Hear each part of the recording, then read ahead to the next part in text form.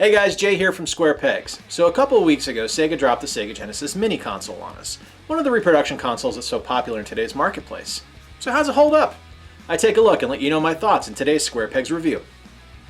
So my first real exposure to video gaming was with the NES. I got that in 1988 and played it constantly. Had tons of games for it, loved everything about it.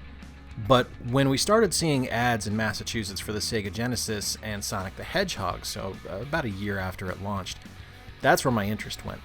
So rather than jump to the SNES, I jumped to the Genesis. And when the Genesis released, I begged for it for Christmas. It was the only thing I wanted, the only console I wanted.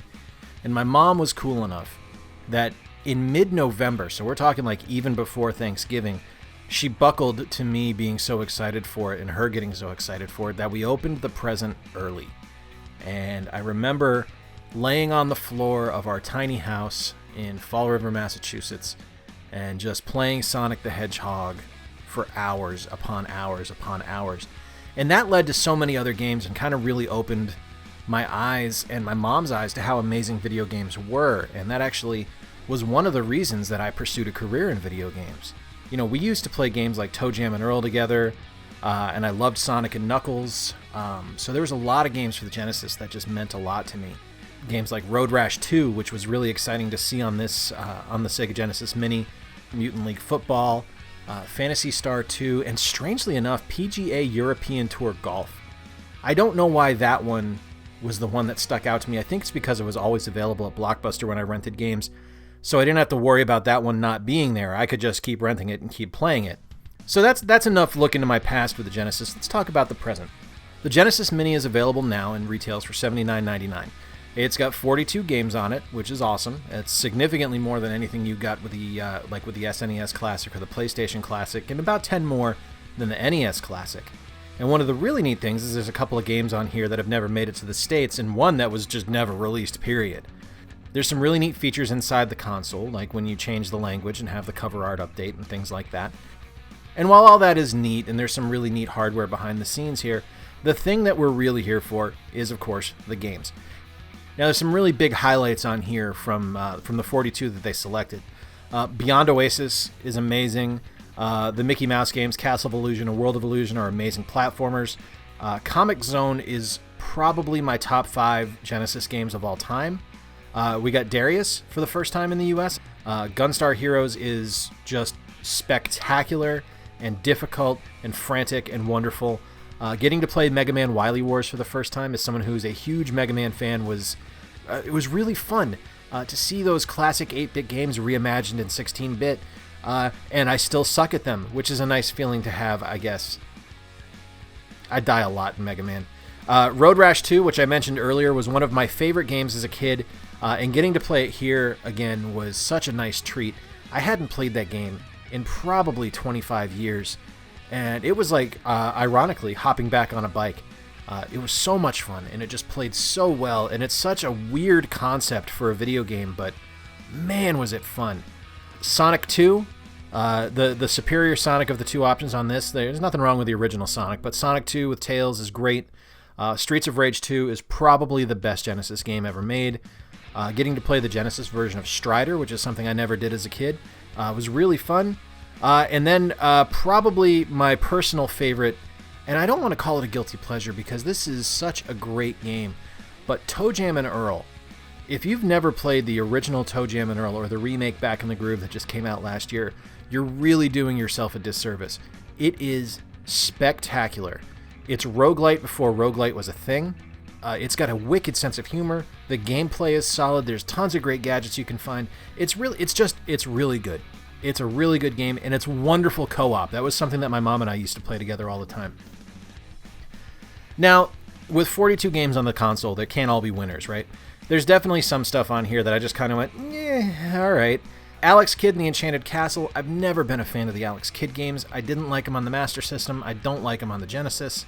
Altered Beast was never something I enjoyed. It's a really average beat-em-up, and average is being generous. I would actually put it at subpar. Columns, as a kid, I always kind of thought Columns was the poor man's version of Tetris, and now that we have the Genesis Tetris on here, Okay, well, why would I ever play Columns? And finally, Echo the Dolphin. And I know that might make some people upset, but I don't understand. I don't understand the adoration of Echo the Dolphin. It's not good. It's just not a fun game. Now, there's also some new to me games on here, things I've never played before. So before I got this, I had never played Elysia Dragoon. I hadn't played Beyond Oasis, and I actually found myself, in recording this footage, sinking a ton of time into that. Contra Hardcore was new to me. Darius obviously was new to me. The new Tetris, or the Genesis Tetris, was new to me. And I'd never played Landstalker before. Now, out of all of these, I will say that there are some games that just kind of lend themselves naturally to playing them and forgetting what you're doing. I did find myself, like I said, with Beyond Oasis, and also the original Toe Jam and Earl and Sonic 2, I had popped in to record maybe 2 or 3 minutes of footage just to have something to cut into this video. And I played each of those for over 2 or 3 hours, just playing and having a good time, and getting hard drive warnings that my video was too large. So that was fun. The controller feels like a classic Genesis controller, and it's wonderful. You've got a great directional pad for the Genesis. The buttons are nice and clicky. Not a lot of extraneous options here. It's 3 buttons, the start, and the D-pad. Personally, I would have liked to have had a 6-button pack-in on this, just to have one 6-button and one 3-button, so all of the games on here could be played, but I understand why they didn't do it. From a visual perspective, the design of the console is great. There's a ton of moving parts on here, great little bits and bobs that really make it feel like a classic Genesis. The volume slider, the cart slot actually opens and closes automatically when you press on it. The power is a switch, the reset is a button. So everything is tactile and can be experienced and can be handled. There's ports you can remove and open.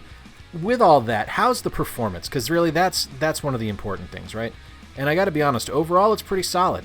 There's definitely some instances of choppy gameplay. In both of the Mickey Mouse games, I saw a lot of slowdown just visually. And the audio also slowed down a bit there too. So that kind of stunk because I hadn't played those games before and I wanted to experience them in their kind of perfect form.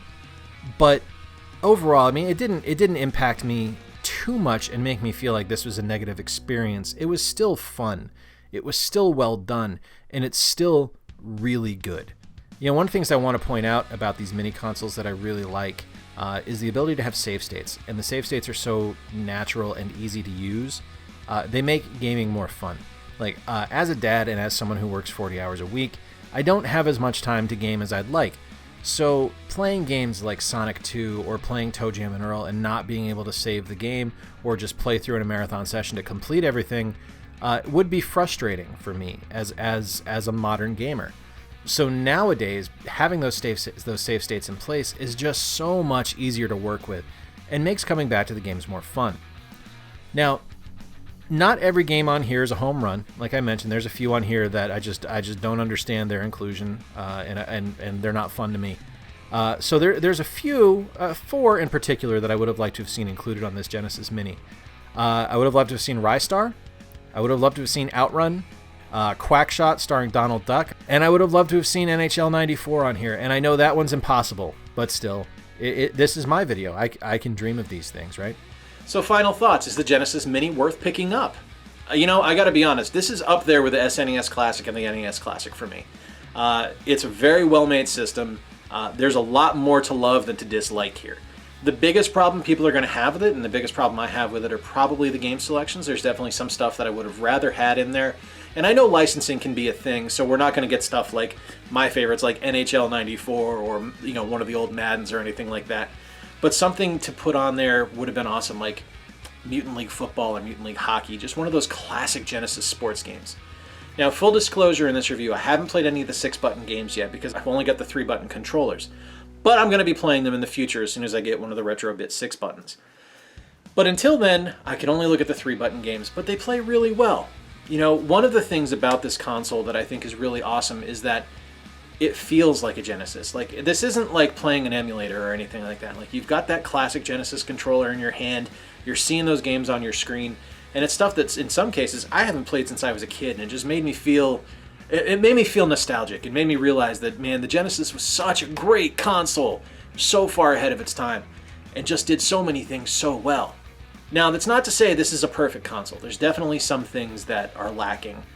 I think not packing at least one 6-button controller in there was a bit of a mistake. I understand they have the agreement with Retrobit, like I mentioned, so you're kind of cannibalizing your sales there, but when you've got games that require, or at least are better served by having a 6-button controller in there, it would have made sense to have a 6-button. I also think that there's some technical issues with like audio slowdown and things like that, and sometimes it emulates just a bit too well. Like there's some slowdown in certain games, like the Mickey Mouse games in particular are a little choppy for me when I play them, but doesn't take away from the overall experience and the overall fun. This is a great console. It's worth your money. You're going to have a lot of fun with it, and it looks spectacular on a shelf next to the SNES, the NES, and the PlayStation Classic. So, should you get it? Absolutely. I think it's worth your money. I think it's a lot of fun.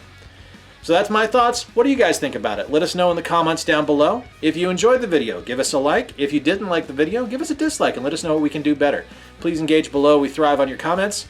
And if you enjoy the kind of stuff that we do here, now that I'm back in business and actually doing videos again, give us a subscribe and we'll give you some more content here soon. But until next time, guys, remember, play more games, do more of what you love, and stay positive. Talk to you soon.